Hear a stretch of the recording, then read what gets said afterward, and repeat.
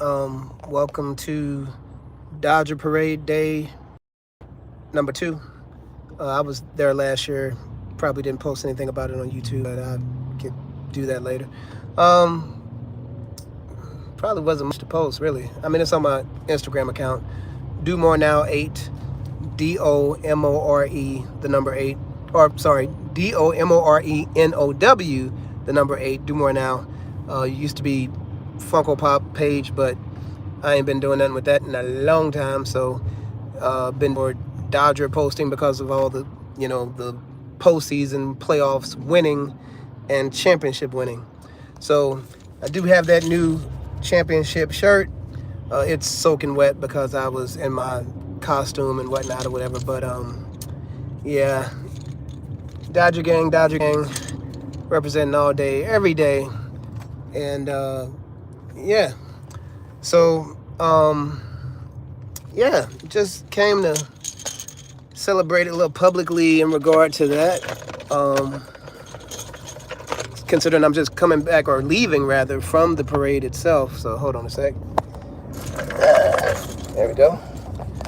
All right. So yeah, just leaving the parade. It was not as fun as last year. Last year I was with friends or associates that, cool people. And we had a good time, stayed after and watched the parade on the screen. Unfortunately for me, I tried to do a little too much this time around in regard to getting in my Pop Mart Labubu costume. And the only reason I did, because I went without a costume and I was fine. And then somebody had a Labubu costume on and they was like, yeah, oh, you got a costume? Where is that? So I went and got my costume because the TV guy was out there, whatever, the news channel.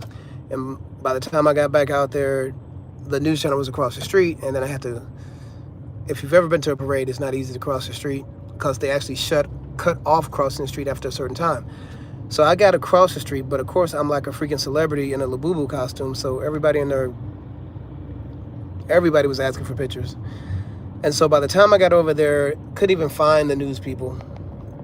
And so I guess the news people had left, and it took so long to try to get back over to the other side. By the time I got to the opening, they weren't letting people over anymore. And I unfortunately at that point made the decision to go the long way, down the street, around the corner, through a tunnel, to get back to where my car was, back to where I started, back to where I was going to be. Now, the sad thing is I knew from just simple deduction and my wonderful thinking that the side that I was on was going to be the side where the buses with the players was going to be on.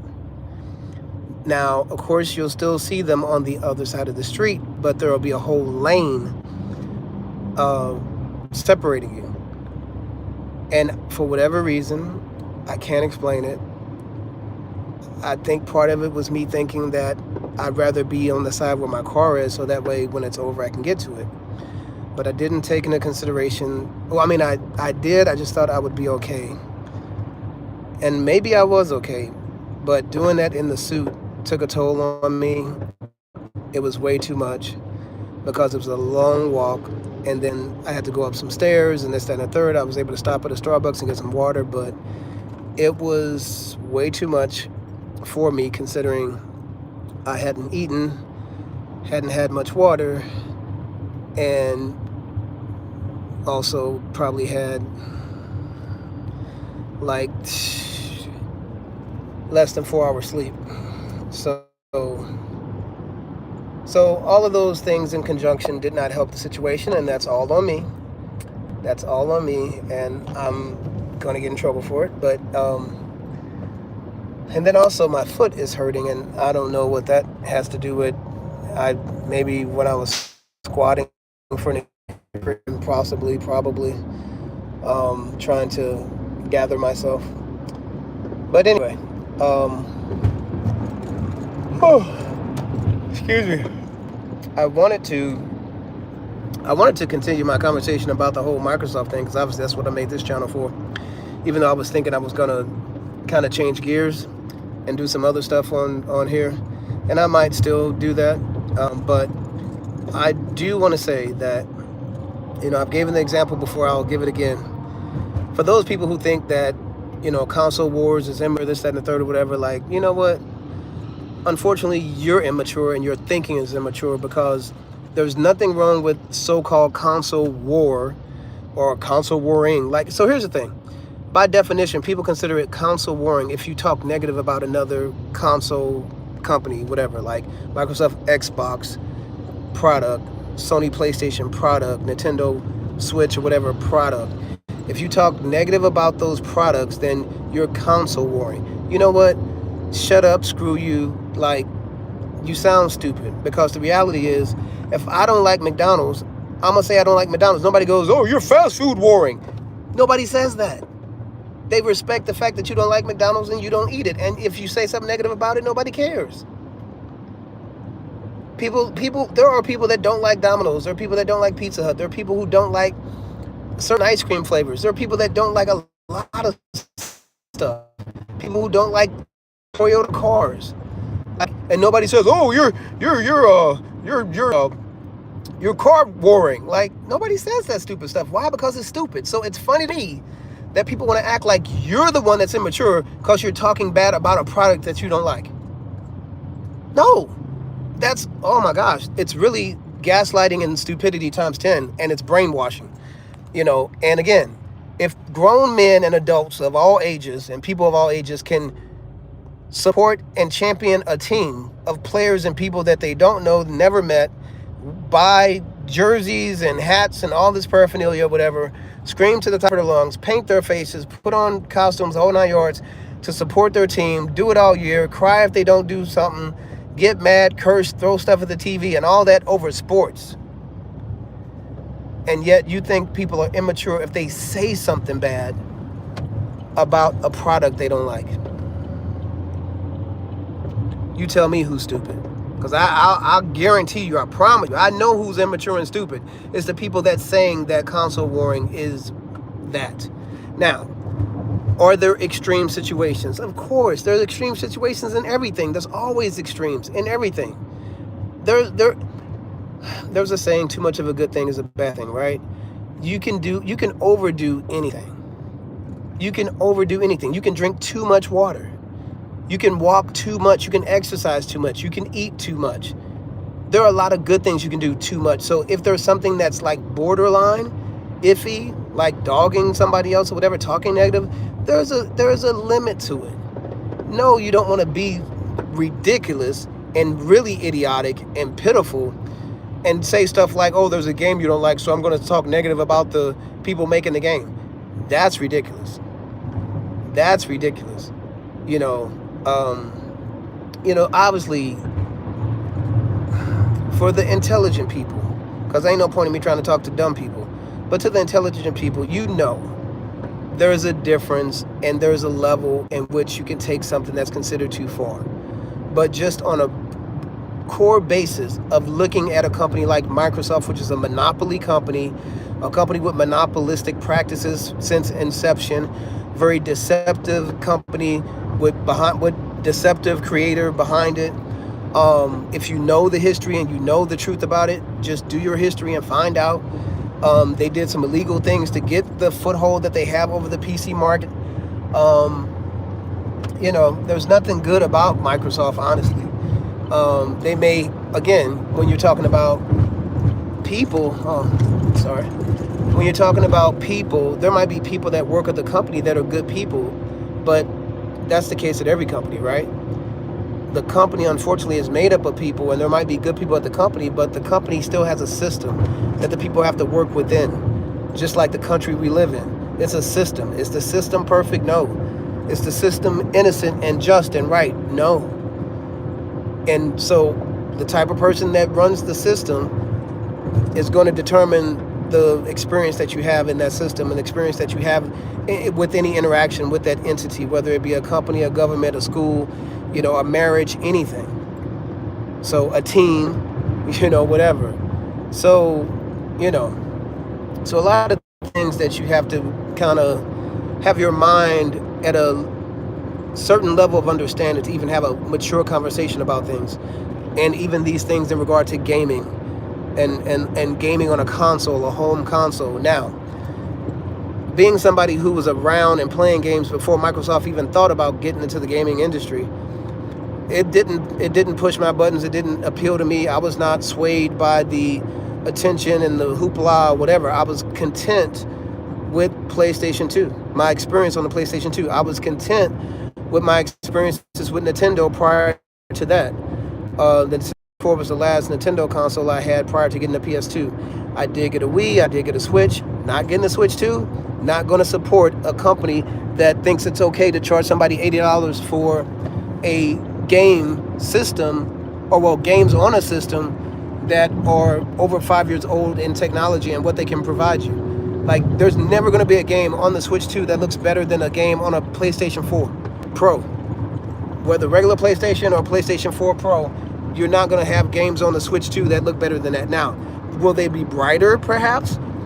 Possibly, because of the type of games. What I mean by that, the Mario games. The Mario games, maybe, I don't think Metroid would fit into that category, because Metroid has some dark aspects to it as far as the lighting and the background and whatnot.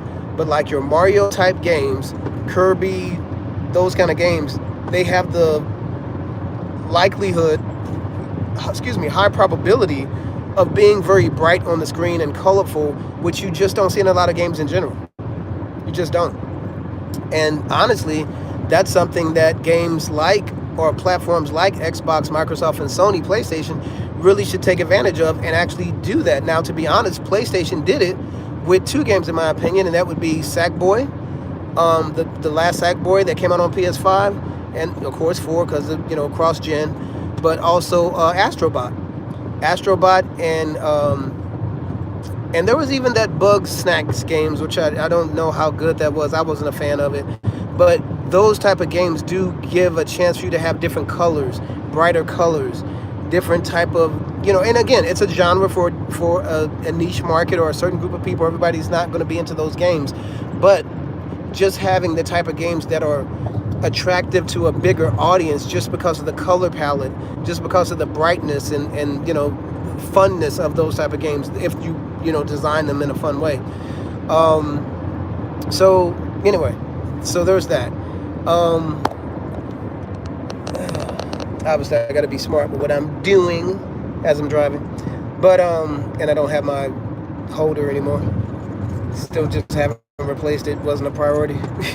But anyway, so PlayStation for me on the 4 and the 5 just has the games that I'd rather play. Xbox has never really offered me anything that I was like, oh, I have to have that experience, except when they had the 360, and I felt like I had or really wanted to experience Gears of War. I did check out Halo at the time when it was the first time they had a 4-person co-op, and it was the 360 Elite, came with the headset. It was in black, it was sleek, it was gorgeous, and a great experience. Loved it. At that time, though, I don't even think I had a chance to play Killer Instinct, because I don't think Killer Instinct was out at that time. If it was, it might have been on like Game Pass or something. I don't even know if Game Pass was out then. But whatever the situation was, Killer Instinct was my favorite fighting game back on the Nintendo 64 and Super Nintendo, I think. But anyway, but I could live without it, and I did for darn near 20 years 20 years plus. So again, you don't always have to have everything, and in the gaming community, it is always a thing to, at some point, you want to own all the consoles. I did it during the PS3 360 era, because I had a 360, I had a PS3, and eventually I had a Wii. So I had all the platforms. And that's a nice place to be in if you're cool with that, and you got the finances and whatever, the time or whatever, to make it make sense for you to do that. But for me, going forward, it didn't make sense for me to get Xbox One, because honestly, I got a PS4 late in the game. I wasn't even really interested in getting a PS4. I forget, I know there was something that had to do with my daughter that I even got it. Because, you go through life, and there are certain seasons of your life that you're just not even playing games as much. So I got the PS4 late. I even got the PS2 late. I got the PS2 like a year after it came out or something. But the PS5, just happenstance. Just happened to get it the day it came out. Just happened to pre-order it the day the pre-orders went live, which was the day before most people knew about it. Because actually they announced that the PlayStation 5 was going to go pre-order the next day, but they actually pre-ordered that same day and people didn't know. So anyway, and I just feel like my experience with that has just been my funnest, best gaming console experience since the Nintendo 64. Getting it when it first comes out, having that whole new game aspect of it, the controller for the 64 was new, the controller for the PS5 was new. The experience that I had on it was just great. And to be honest, the PS5 was even better than the Nintendo 64. Why? Because the Nintendo 64, you could only play Nintendo 64 games. It was not going to be backwards compatible, and you had to wait forever for games to come out. And the games were hell of expensive.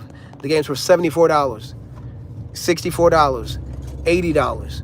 So, you had to wait not only to get the games for them to come out, but you also had to wait for the prices of the games to go down to where it made sense to buy them. Now, I did spend the money on Killer Instinct when it came out. I paid whatever price it was. I knew it wasn't cheap. It had to have been over $70.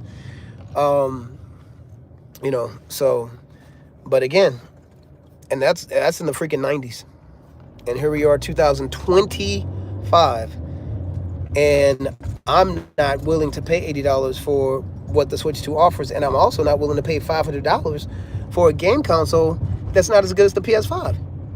Like, I paid $500 for the PS5. Why am I going to pay $500 for a Switch 2? Just because you have games I can't play on any other system? Then I don't need to play those games. You're not going to get me like that. No. Like, nobody is saying that Mario Kart is the best Mario Kart ever made. Nobody's saying that. Nobody is saying that the Donkey Kong game is the best game I've ever played. Nobody's saying that. Switch 2, even in their Pokemon game, which I'm not a Pokemon player, they're trashing the game. These are your flagship console exclusive games, and they're not even getting 10 out of 10s, 9 out of 10s, 8 out of 10s barely. So, for those who don't know, that's what happened to Xbox. Now, I don't think Nintendo's going to go the box because eventually they'll have some good games. But at launch, no, they don't. So, but a lot of people with Switch being backwards compatible are going to be content regardless because it's new. And they can play all their old games and whatever. And they know eventually something will come